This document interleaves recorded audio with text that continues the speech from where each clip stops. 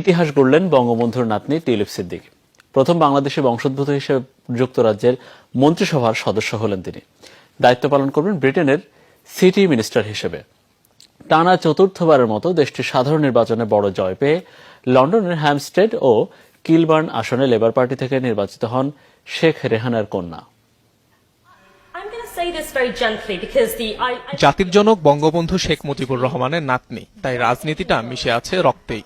মাত্র 16 বছর বয়সে লেবার পার্টির হয়ে ব্রিটিশ রাজনীতিতে নাম লিখিয়েছিলেন tulip Siddique.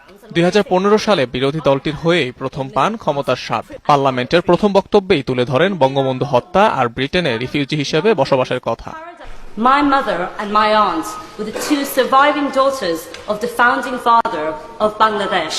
And I'm pleased to say that they are here in the chamber today listening to my maiden.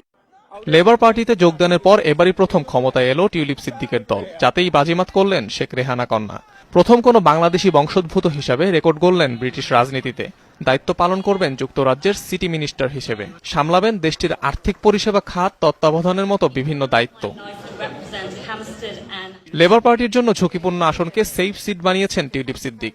টানা 4 বার লেবারদের হয়ে বিজয় কেতন ওড়ান লন্ডনের হ্যামস্টেড অ্যান্ড কিলবার্ন আসনে। সবশেষ যার প্রমাণ মিলেছে সদ্য শেষ হওয়া সাধারণ নির্বাচনেও 14,000-এরও বেশি ভোটের ব্যবধানে হারান কনজারভেটিভ পার্টির প্রার্থীকে।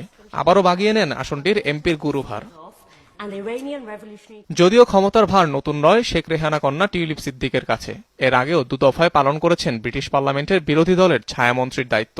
2010 সালেও পালন করেন ক্যামডন কাউন্সিলের প্রথম বাঙালি নারী কাউন্সিলরের ভূমিকা।